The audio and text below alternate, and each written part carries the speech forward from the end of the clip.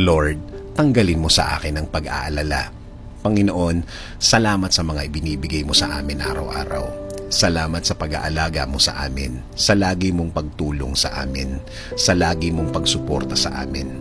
Lord, inaamin po namin sa inyo na madalas po sa panahon ngayon ang aming pag-aalala sa mga problemadong sitwasyon namin, Panginoon. Inaamin po namin, Panginoon, na may mga pagkakataon na nalilimutan po namin ang inyong presensya sa aming mga buhay, na nagpapatalo kami sa aming problema ngayon.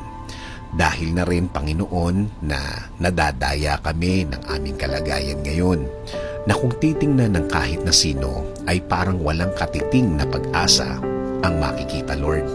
Ang pag-aalalang ito ay dahilan din ng pag-aalala ng aming mga mahal sa buhay. The more na nag-aalala kami, mas doble ang sa kanila, Panginoon.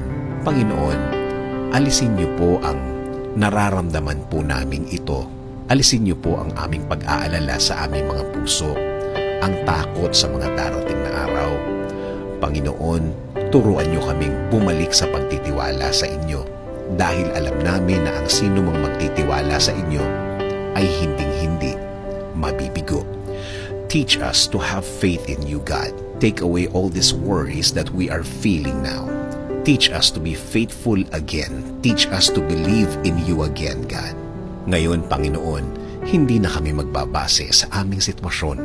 Kahit ang mga salita ng mga taong nasa paligid namin ay hindi namin gagawing guide sa araw-araw, Panginoon.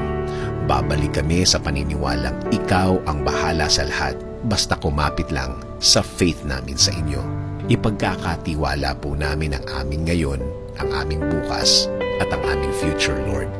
Because we believe that you are a God that provides, that helps, that protects.